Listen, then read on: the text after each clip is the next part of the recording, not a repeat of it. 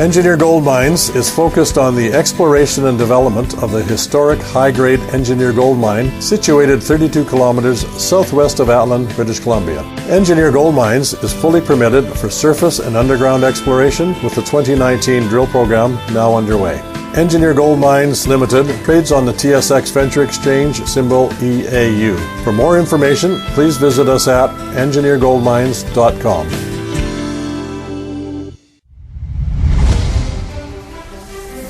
Welcome to the Goddard Report. Comments made on the Goddard Report and TalkDigitalNetwork.com are an expression of opinion only. Here is Jim Goddard. My guests are Mike Poulin and Joel Poulin. They're candidates for the People's Party of Canada. Mike is running in the riding of Fleetwood-Port Kells in Surrey. His website, MikePoulinPPC.com. Joel is running in the riding of South Surrey-White Rock. His website is ppcsswr.com. Mike and Joel, welcome to the Goddard Report. And first off, I have to say this is kind of unique. We have father and son candidates running for a party, and I've never encountered that before. So first of all, maybe Mike, you're the father for Joel, right? Yes, that's right. Correct. Well, first of all, Mike, can you tell us a little bit about yourself? Sure. I've been a leadership, value-based leadership teacher for the last 10 years. Been traveling around the world, working with governments and army, police, business, churches, whatever groups that make up society and influence society. I've been working with the John Maxwell organization, which is the #1 leadership organization in the world. The coaching company, we have over 21,000 coaches around the world. And so that's what I've been doing. And back in the early summer, I got a call from Maxime Bernier and asked if we could meet. And so I met with him, and I felt like I'd found a leader. I was kind of stuck looking at our situation, political situation. I didn't feel like leadership was very strong, but I felt like he was a leader. So that's how I got involved. Joel, can you tell us a little bit about yourself? Yeah, absolutely. So I'm actually a real estate agent here in White Rock, South Surrey. I made the switch into real estate about a year ago. Before that, I was a tower crane operator, working all over British Columbia, northern British Columbia, Whistler, and of course downtown building high rises. And so that was my early experience. And then coming into this election, I was taking a look around, surveying the political landscape, if you will, and I wasn't really inspired by what I was seeing.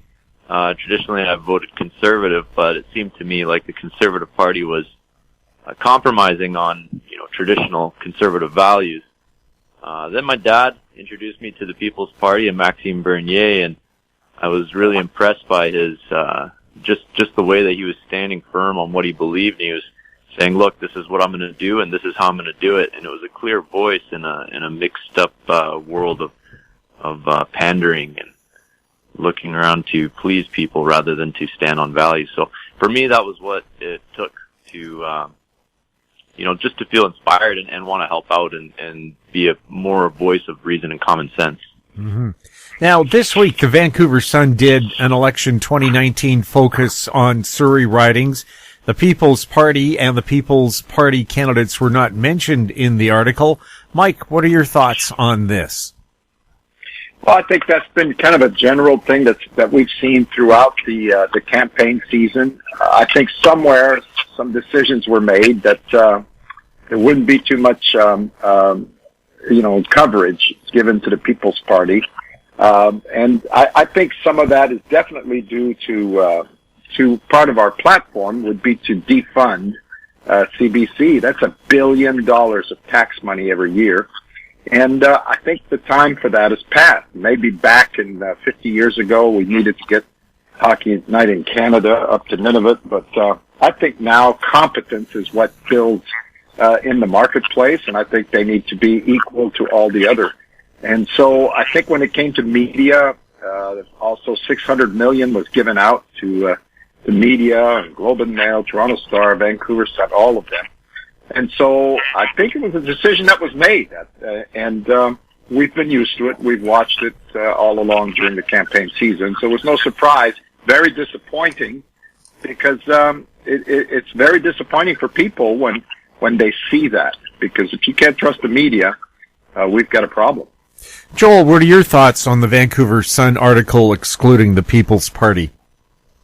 Yeah, I was actually forwarded the article from a constituent, a supporter of the PPC in my riding, and I couldn't believe it, because they had the photos of all the 4 other parties, the Greens, Liberals, NDP, and Conservative, but they omitted my photo, which is funny to me because, all the local press coverage shows all of us and speaks about all of us, and it just, it felt a little bit disheartening, honestly, to see that the media would exclude us. But like my dad said, we've been seeing this all along.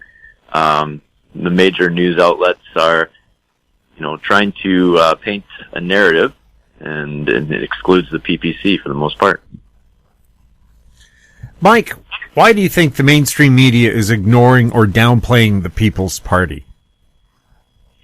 Well, I think the main reason is because we are saying that they should not receive any kind of money from the government. A free press should operate on competence and journalistic, not laziness, but to work and report. And I think it's a challenge to them as an industry. As you know, Unifor is a union for media, which very much participates and is very biased in its as a union. And I think it's a little lopsided right now. But that's the game, So you've got to face that and work your way through it. Everything worthwhile is uphill, and so you just got to keep going. Joel, a lot of people working in mainstream media are unionized. Could this cause bias? It's funny because I see the same thing with parties.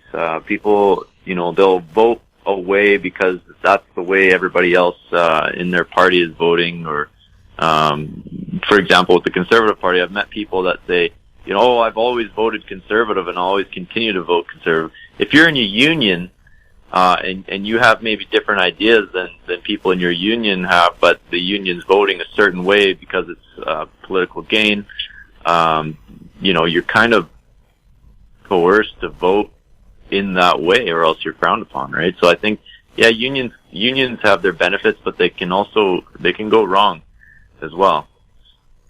Joel, could the concept... I think it becomes an issue of freedom of speech, and I think that is really being challenged right now in this atmosphere. Does Maxime encourage his individual candidates to speak out on issues they feel personally strong about without a lot of control from head office? Yes, totally. He encourages us. Of course, we agree with the platform. I think as a party, we put out a platform. We need to be in agreement with the platform. But we are absolutely free to have our opinions about local issues or anything else that's going on. And definitely he encourages us, and he stands with people that have different opinions.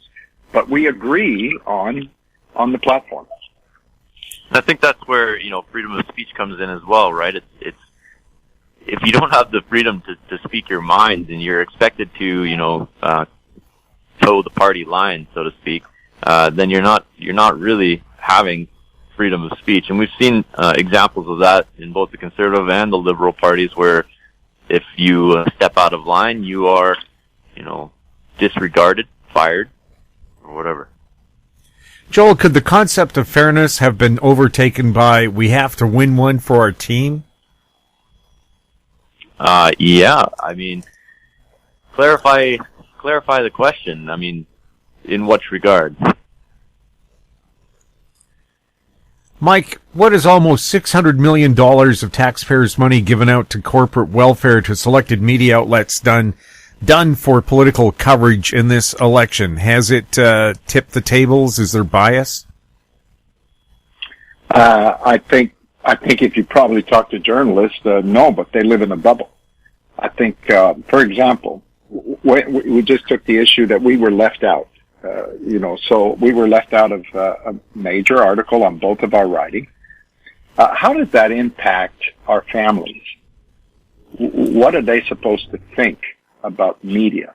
If you can't trust that media is doing their jobs, then they should want to do their job. They should want to be, they should want to report. And so I think it's very damaging. It is biased. There's no question. It's biased. And put more money on it, it'll get worse. Do you think the government should be subsidizing some of the people who are the richest families in Canada who own these media outlets? I absolutely do not think so. If you look at the PBS in the United States, they are a public broadcaster. They raise their own money through fundraising and ad sponsorships and whatnot. They can create their own voice and have a message, and it's independent from government. And I think that's the distinguishing line we need to draw. If we have a state broadcaster, they are politically motivated because they don't want to cut the hand that feeds them. So we need to draw clear lines. We'll have more with Joel and Mike Poulin right after this. Cypress Development Corp is developing a world-class lithium resource in the heart of Clayton Valley, Nevada. The size of the resource makes the Clayton Valley project a premier asset with the potential to impact the future of lithium supply. Cypress Development Corp trades on the TSX Venture Exchange, symbol CYP, the OTCQB, symbol CYDVF, and on Frankfurt, symbol C1Z1. For more information, please visit our website, cypressdevelopmentcorp.com. Media recognition from Bloomberg, Reuters, recycling trade publications. Patented process for 100% recovery of critical metals, including cobalt, lithium, nickel, manganese, aluminum. American Manganese is focused on recycling lithium-ion batteries for electric vehicles. American Manganese trades on the TSX Venture, AMY, the US, AMYZF, and Frankfurt 2AM. For more information, visit AmericanManganeseInc.com or phone me, Larry Ray, at 778-574-4444. Welcome back. We're speaking with Joel and Mike Poulin, candidates for the People's Party of Canada. Mike is running in Fleetwood-Port Kells in Surrey. Joel is running in South Surrey, White Rock. Joel, mainstream media unlists YouTube videos featuring their conversations with Maxime Bernier. Is this active censorship in action? Yeah. Ask the question, why, right? Was there anything negative said on the video? No. For example, Day 28, this is a pretty famous one. Day 28 was delisted by the CBC on Maxime Bernier. Why? Every other political leader's Day 28 was there of the campaign. Why was Maxime's taken off? It doesn't make much sense, right? Mike, your thoughts on that? Well, I feel the same way. I think it is. If you talk to people that have immigrated to this country, escaping socialism, communism, dictatorships, they feel very uneasy when they see these kinds of actions going on. Very uneasy. Fearful, I would use, to see that this is happening that this is beginning to happen in this country. Yeah, so I think it's very disturbing. Joel, hashtag defund CBC is trending on Twitter. Is this a sign that biased propaganda reporting is being noticed by people? Oh, yeah. I mean, it's absolutely blatant at this point. You don't have to look very hard to see the bias and just the type of programming. It's agenda driven. Even if you Google on YouTube, you can find CBC shows that show children in drag. Now, why is this being propagated by a state-run media broadcaster? I have no idea. There's an agenda that's being put out, and a lot of people, it just does not sit right with them. So I think defunding CBC is trending because it's the feeling of a large majority of Canadians at this point. Mike, your thoughts on that? I feel the same way. I think people are starting to get wise. I think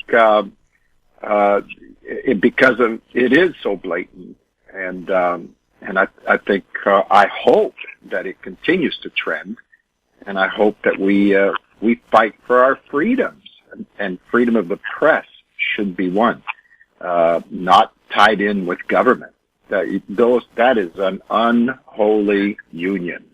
When that begins to happen, then politicians get dangerous.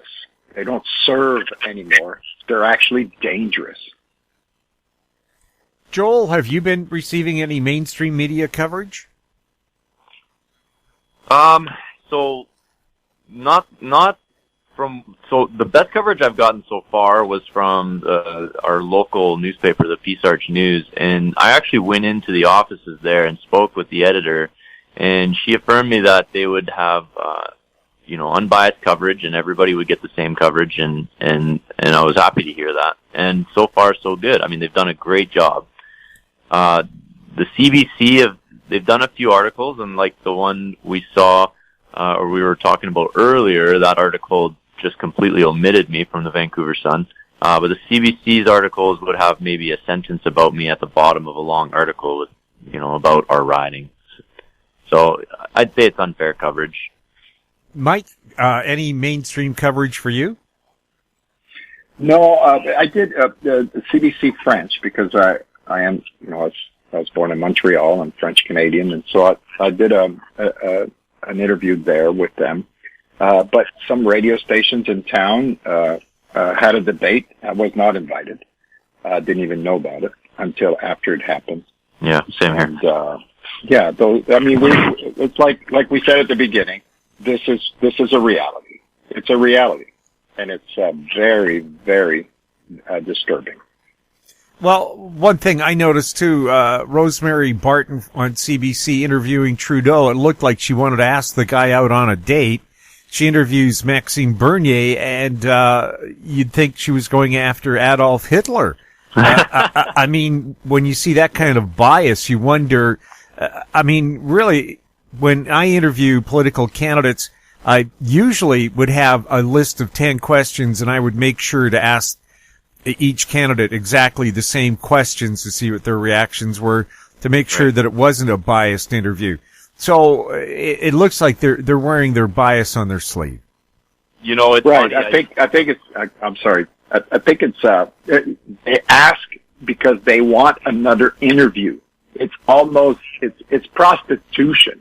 It's journalistic prostitution. They ask questions of Trudeau, but when they speak to Maxime, they're debating him. They're no longer asking questions. They're debating him.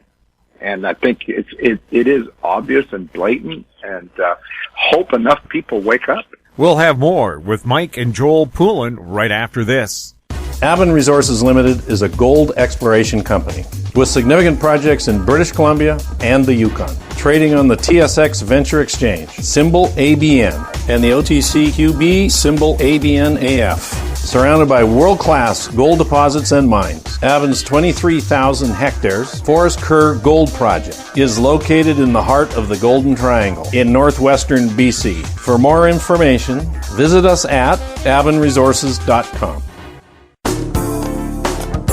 Don't miss out. Stay informed. Receive the HowStreet.com weekly recap with thought-provoking podcasts, radio, and articles delivered to your inbox. Sign up for the HowStreet.com weekly recap on our homepage at HowStreet.com. Welcome back. I'm speaking with Mike and Joel Poulin. Joel Poulin is running for the People's Party of Canada in South Surrey-White Rock. Mike Poulin is running for the People's Party in Fleetwood-Port in Surrey, British Columbia. Mike, is the People's Party trying to do politics differently than the so-called traditional parties? Most definitely. I think that's the thing that attracted me to Max, and I think he has been true to his values through this political season. We want to do politics by policy. Not by promise, not by personality, but by policy. And we want to do it by values. Values are raceless, genderless.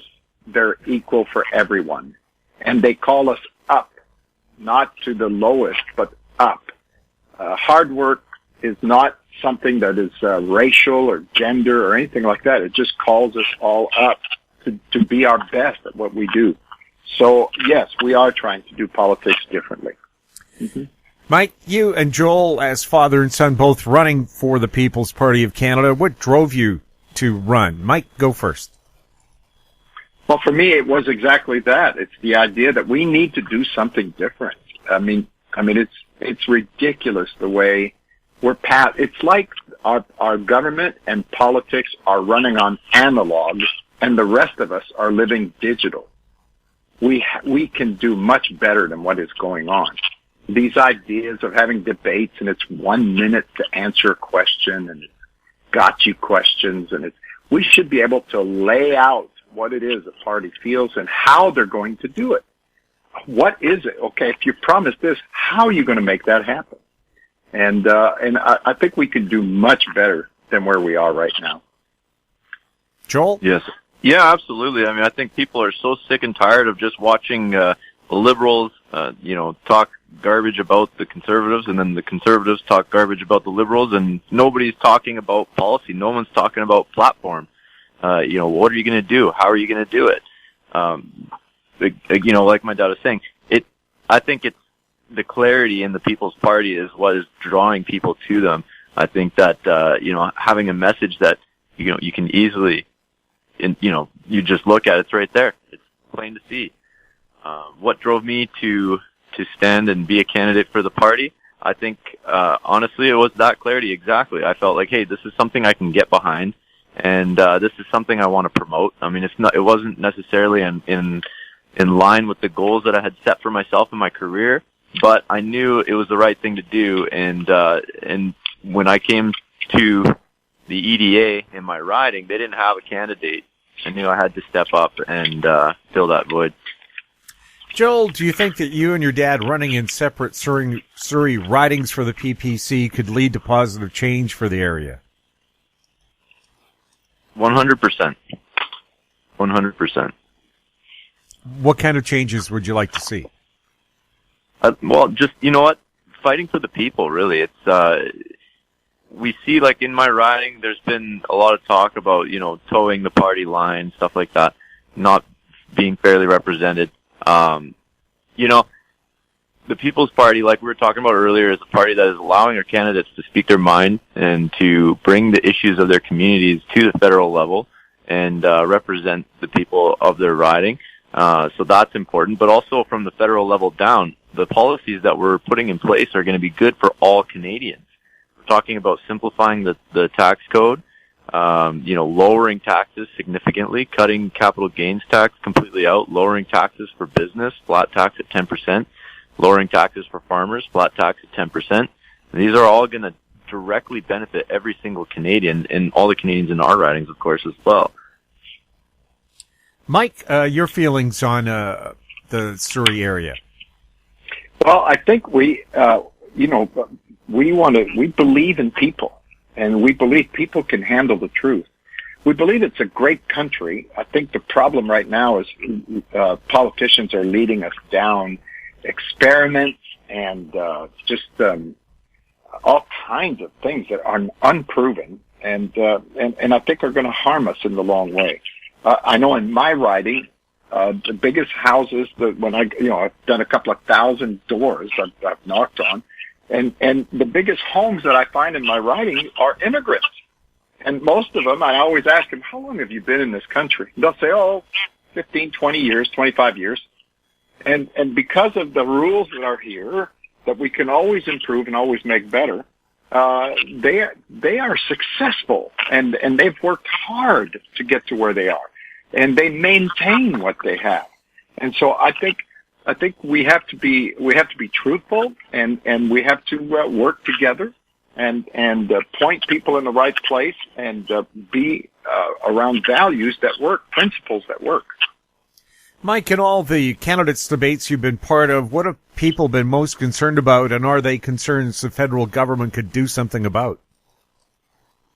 Well, here's what I've encountered. I think right now people are very confused as to what is provincial, what is federal. And the politicians aren't helping it at all. Because they're promising all kinds of things that really, if you looked at it constitutionally, they shouldn't even be talking in those areas because it's provincial matters. So there's a lot of confusion there. I think there's a lot of fear mongering, going on. But people are the world's going to end. We're all going to die. This is terrible. The earth is on fire. All kinds of statements. And then there's just things that are being said that are just, it's not going to happen. That is not going to happen. Joel, are you hearing the same things? Yeah, absolutely. I sit in a debate, and our party is promising to empower the provinces to do what the provinces are supposed to do and not meddle. And every other party seems to have some kind of special program or, some kind of promise that they're going to do that's far overreaching the boundary into provincial jurisdiction, provincial or even municipal. I mean, I've been asked questions about the local police force, and that's a municipal issue. It's not a federal issue. So it's interesting though when you hear some of the answers from the other party leaders. And you think, well, okay, so where are the lines then? Why all of a sudden are these lines all blurred just because it's an election season and promises are being made so votes can be grabbed? It's not honest. Joel, the People's Party platform includes clean air, clean water, and clean environment. In White Rock, toxic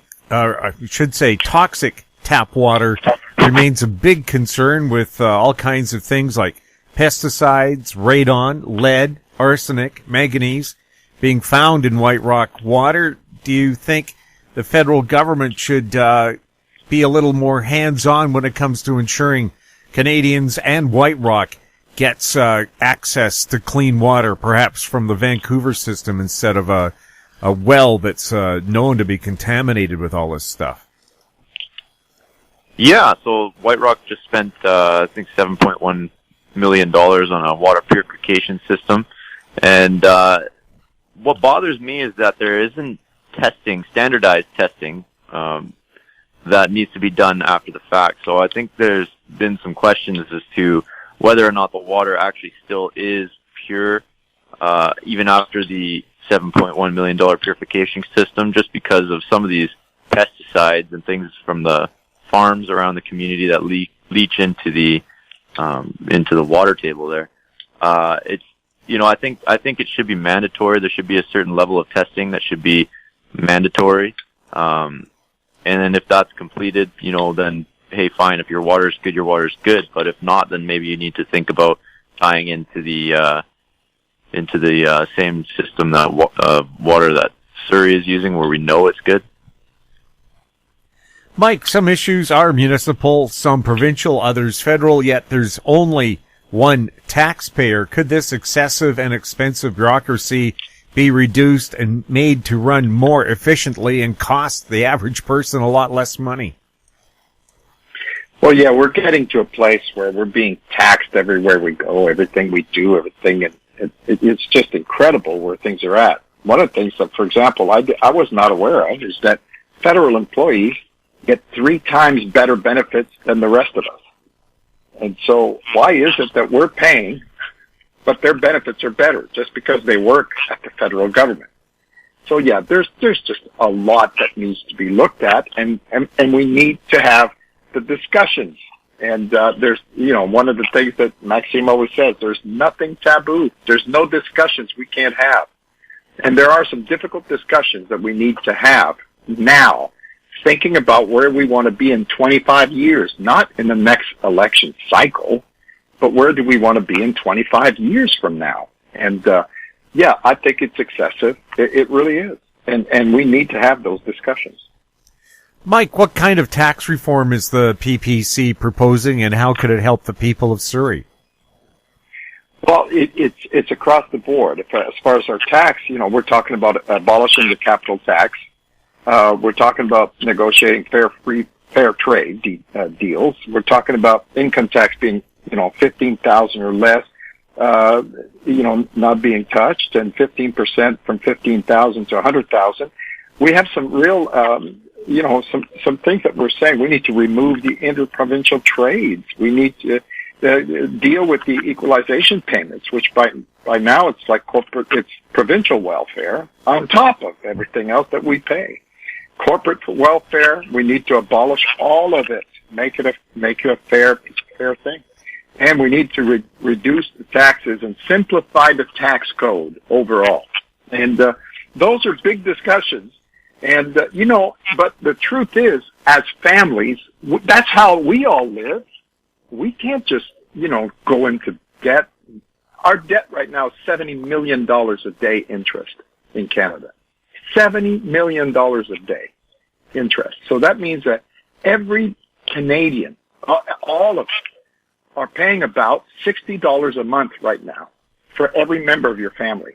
So if you've got 5 people in the home, you're paying $300 a month just on interest, to have these guys and ladies running around making all kinds of promises. We need to have some discussions. It's time to really, look at things and be real. Mike, should there be more of an effort by Revenue Canada to go after the $55 billion in taxes that are owed? Is one of the problems it's pretty prominent people who owe that money?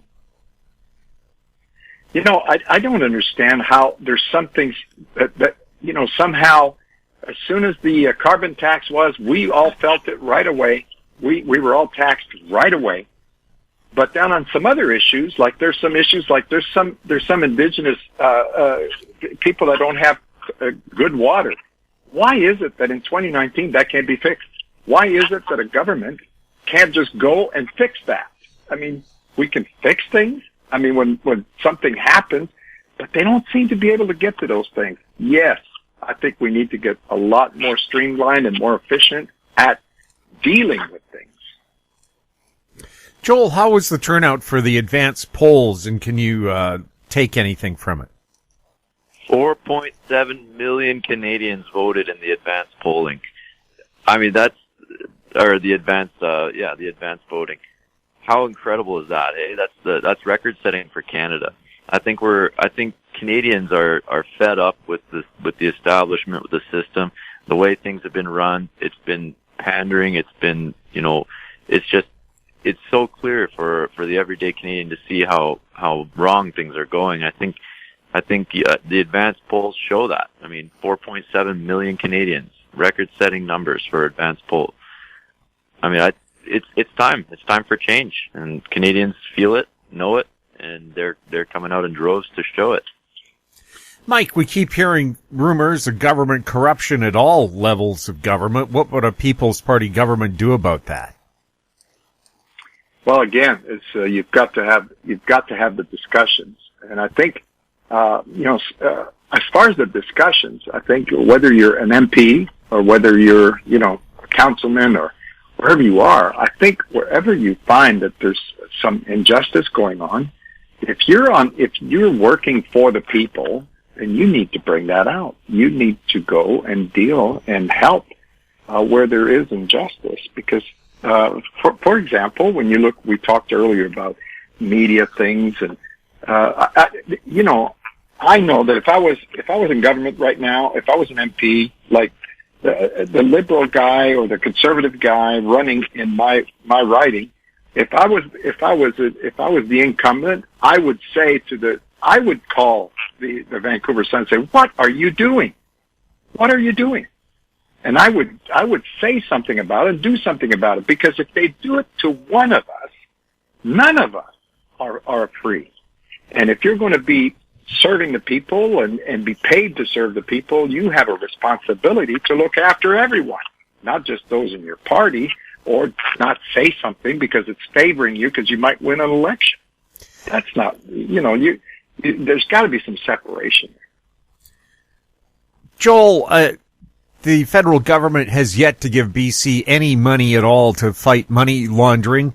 Does it give you suspicions that maybe there's some kind of secret funding of different political parties by these people who are money laundering?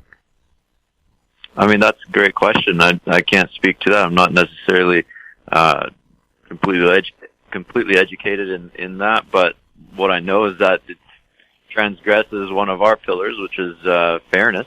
Money laundering is an illegal thing, obviously. It should be tackled completely.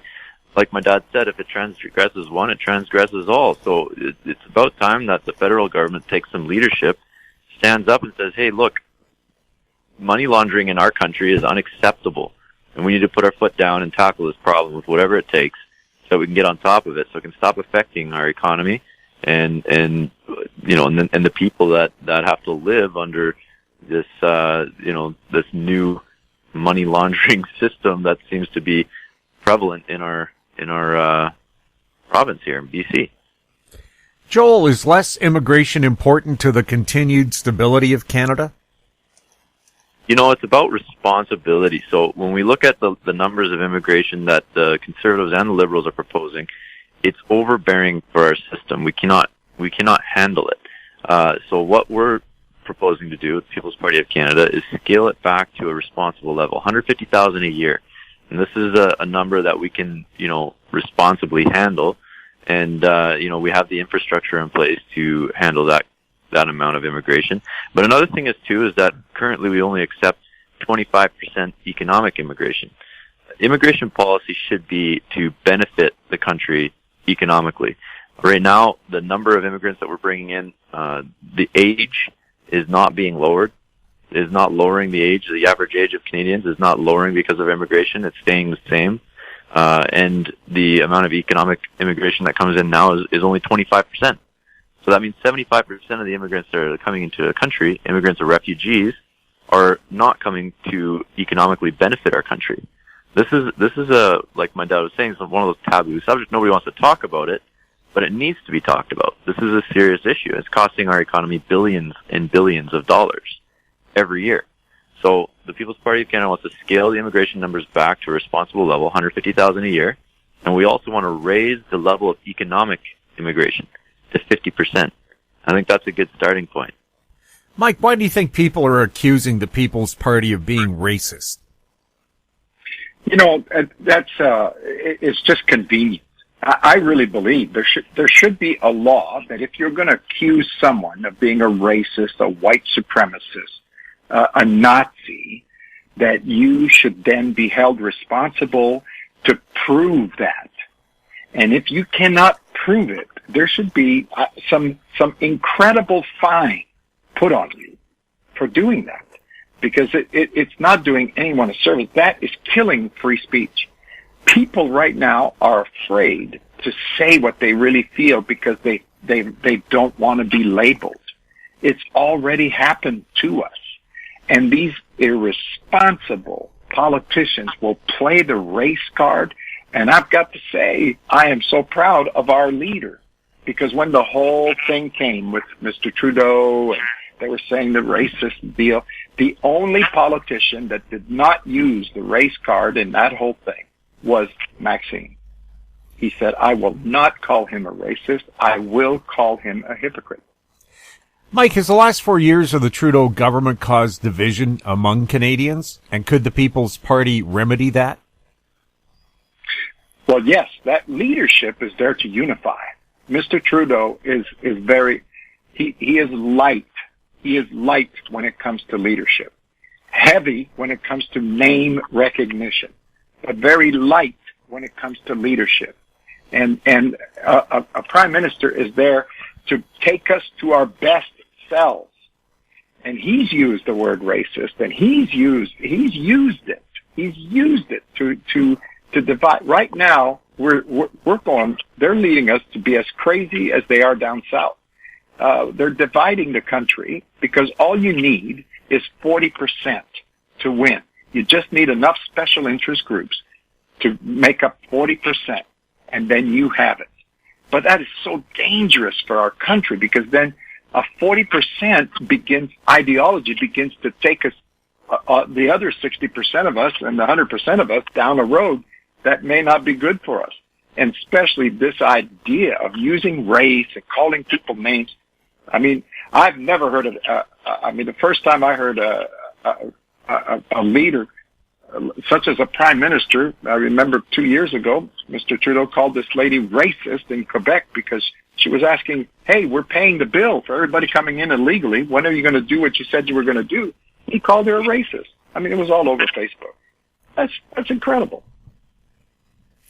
Joel, how could the other parties keep their promises to the people without really jacking up taxes to pay for those promises?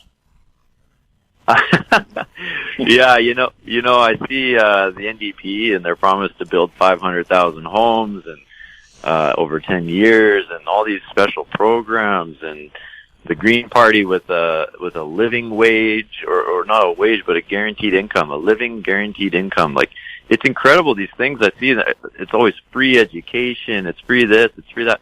Nothing is free because the government doesn't create anything. They take first in taxation, and then they redistribute back to us. I'd rather have the money first, my own money in my pocket, to be able to spend. So, yeah, when it comes down to these promises and all this stuff, you always have to take it with a grain of salt. You have to look, where are they going to get the money for this? I mean, the Trudeau government loves to promise money. They've spent over $75 billion in 4 years and, pushed us as a country further into debt very irresponsibly. I mean, it's about time that we start taking a balanced look at how we can, first of all, tackle the debt and get our balanced budget, because I think that's, an interesting thing too with balancing the budget. I've heard in the last couple of debates I was in, the Liberals talking about a debt to GDP ratio. And I was like, they're completely throwing out the window even the idea of balancing a budget. This is a very dangerous game to play. Mike, your feeling on that?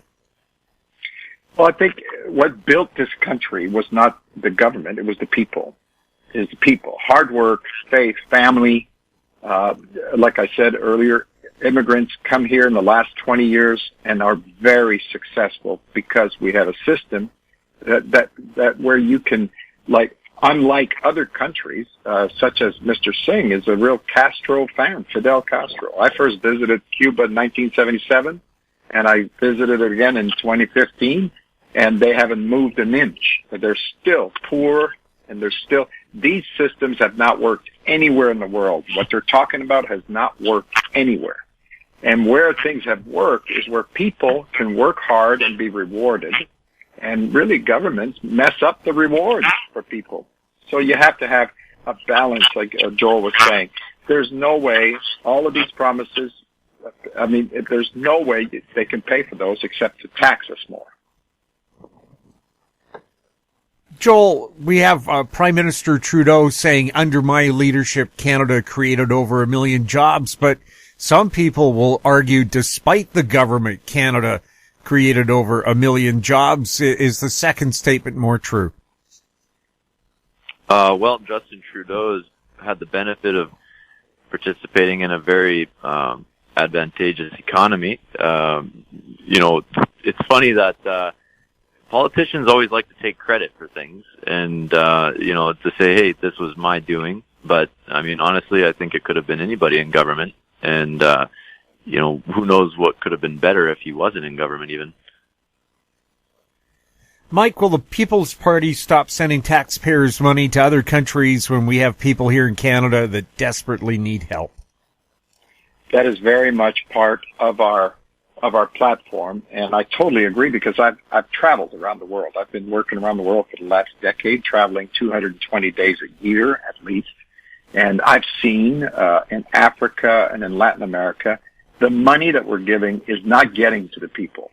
And we should wise up to that by now. In the last 100 years, how many trillions of dollars have been put into Africa? And it hasn't changed, but you still have the dictators and the generals, and their legacies are doing real good. They have a lot of money because the money doesn't get past them. Very little of it gets past there. So it's time for us as Canadians to realize that we can give good counsel because we have a successful economy. we have prosperity here in this country. We can, we can guide them, but we should be paying the bill. We got to be taking care of our own. Joel, why weren't all your candidates' debates streamed and archived on the internet so more voters could see them? That's a great question. You know what? I went to a debate last night, and it was streamed actually. So it was streamed live on Facebook, but it was a group that it's a political engagement society for the Chinese community living in South Surrey-White Rock, and it was really well run. And it was the only debate actually that was live streamed. I was really happy to see that.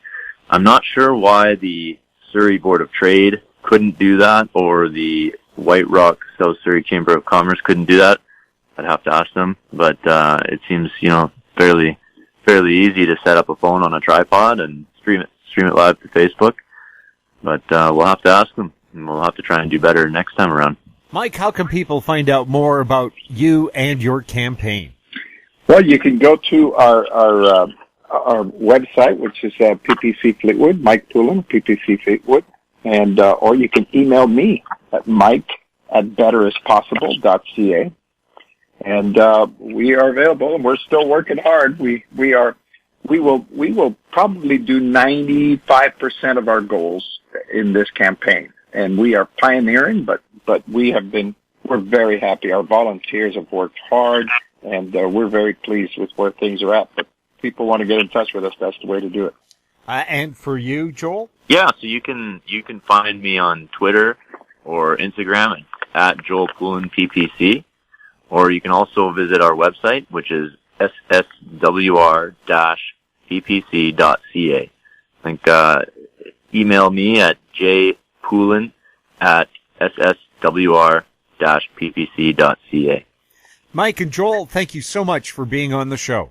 Hey, listen, I want to thank you. That was a great show, great questions, and thank you. Yeah, very much appreciated. I thank you so much. My guests have been Joel Poulin, the People's Party of Canada candidate for South Surrey-White Rock, and Mike Poulin, his father, who is running in Fleetwood-Port Kells in Surrey for the People's Party of Canada. If you have any questions for our guests or for anybody else on the Goddard Report, you can send them to info@howstreet.com. I'm Jim Goddard. Thank you for listening. Comments made on the Goddard Report and TalkDigitalNetwork.com are an expression of opinion only. The Goddard Report is available online and mobile at TalkDigitalNetwork.com. The Goddard Report is a production of How Street Media Incorporated.